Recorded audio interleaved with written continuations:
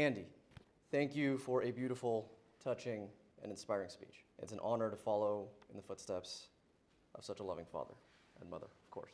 Everyone, thank you for joining me in what is an incredibly important event. A special thank you to John, Jared, Clara, Ben, and Andy, and Kathy, who have put a tremendous amount of work into making this a reality. Please, let's give them a round of applause.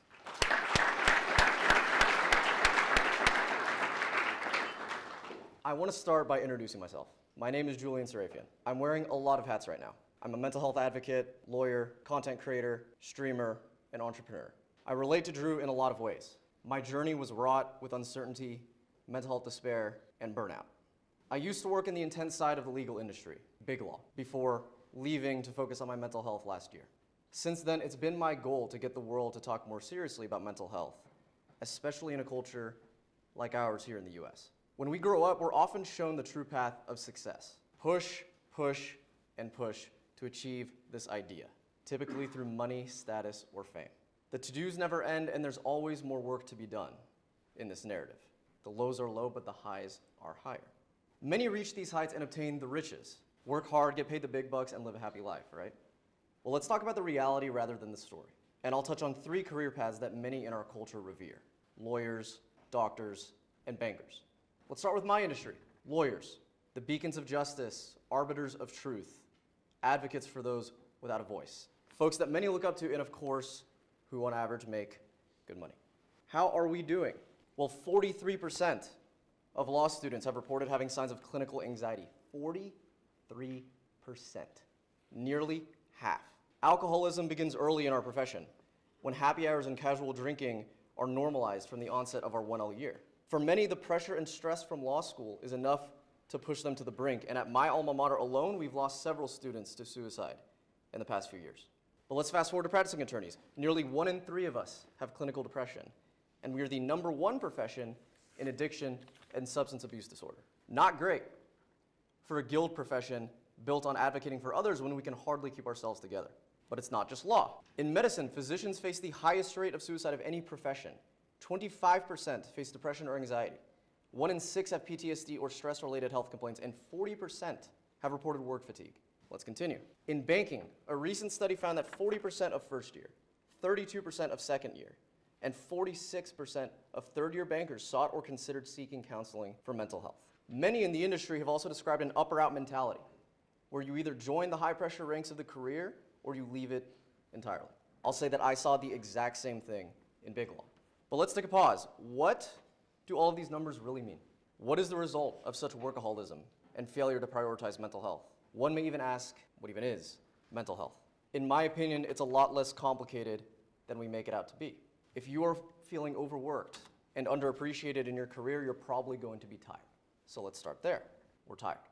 But being tired is a short-term problem. If you allow the fatigue to remain and you stay in place, it will turn into misery. Being tired all the time sucks. It's as simple as that. And in the long run, it will impact your ability to enjoy even the little things in life because you're so focused and caught up on not being exhausted all the time. So what begins as fatigue can turn into misery.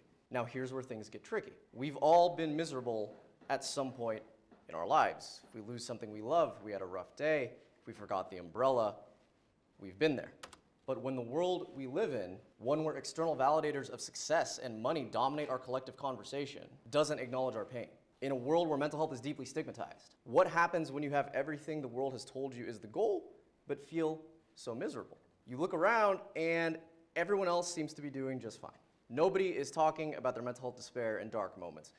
Vulnerability, real vulnerability, is rare. People continue to praise you for your work, and eventually you begin to suffer in silence. Isolation on its own is difficult, but isolation in the world of mental health is even more damaging because your perspective becomes echo-chambered. The feelings of misery compound, and you end up feeling completely lost and alone. For many good-hearted people who are confused and don't want to burden others, this misery and isolation becomes their living reality. From tired to miserable to existential dread. So what is mental health? I argue that it's a lot less complicated than people make it sound. It strikes at fulfillment in life, being energized, being happy, feeling like life is worth living. And as important as that is, it's not something that we measure and hold ourselves accountable for in this world. It's not something we focus on. It's not something we call out when it's going poorly. Which brings me to my story. I've been the model student my whole life. I graduated high school as valedictorian, UC Berkeley in 3 years, and Harvard Law School at 24. I had my dream job as a corporate attorney and was making the big bucks. Throughout my journey, I received only positive reinforcement from our world for everything that I was doing. Great grades, great paycheck, great schools. But there's more than meets the eye behind all of these successes. In high school, I had stomach aches induced by the stress of SAT prep. In college, unaware of the very real social anxiety that I had, I isolated myself and had a tough time making new friends. When my grandmother passed away, I didn't know how to process the grief, and panic attacks and hyperventilating began. And then 1 week before my graduation at Berkeley, I was overcome by a sensation of gagging as if I were going to throw up. I curl over a sink, I wait, and nothing happens. I move on with my day. Then a week later, it happens again, and again, and again. Before I knew it, this mystery sensation had taken over my life. I have countless medical procedures done, including an endoscopy under anesthesia, to figure out what was going on. Nothing came back conclusive, and I trudged on for 5 years with this sensation before I would explore mental health as an explanatory avenue. Thankfully, when I learned to manage my stressors, figured out how stress impacted my body and managed them effectively, this issue went away. Then the pandemic hit. With little to no control over my anxiety and work taking over my life, things turned very dark. Anxiety turned into depression, depression turned into suicidal thoughts, and I found myself with the diagnosis of severe anxiety and mild depression on the cusp of my 27th birthday. Fast forward a few months, and I quit my job as a corporate attorney to focus on mental health. My dream job, everything that I had worked for, all of it fell away as I began questioning how I had become so miserable in our world. The pandemic has exacerbated a mental health crisis that was already well underway. Isolated from everyone with nothing but digital media and endless stressors to fry our brains, our emotional health sank deeper and deeper. Leadership in industries across the board failed to adequately understand and manage morale. For many, the pandemic pushed us to the brink and to outright quitting our jobs. I'm a prime example. Before quitting, I did everything I could to manage my mental. I went to therapy, took mindfulness courses, did meditation, took medication, went part-time. It was not enough. There are so many things working against us, from a broken mental health care system to social stigma to lackluster leadership. Which brings me to Drew. The scariest part of mental health is how isolating it feels. No matter how many folks are around you, rooting for you, caring for you, loving you, you are stuck in your own mind, feeling increasingly hopeless.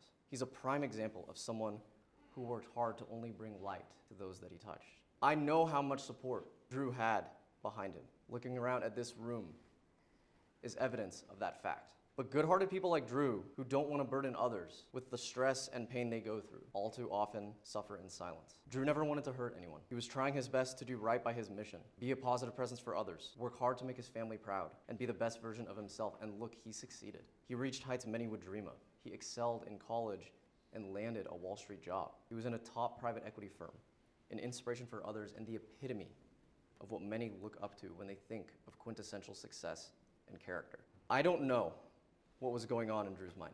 I don't know how tired he was, how long he was battling, what demons he was facing. Honestly, as much as we can all try to empathize, the reality is that no one but him really knew how things felt. It's a testament to his strength that he didn't let those demons bleed into his other relationships and held on for so long. He was a hero for so many, in so many ways. I'd like to take a moment of silence for Drew. Please, if you would close your eyes and let us sit out of respect, commitment, and love to his legacy.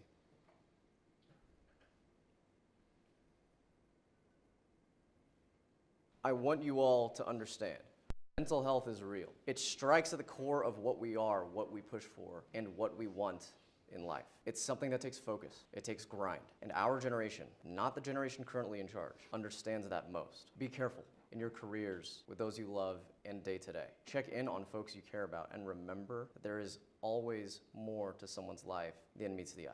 Drew pushed and excelled in ways we can all admire. In his honor, let us challenge ourselves to take care, both of ourselves and those around us. Thank you.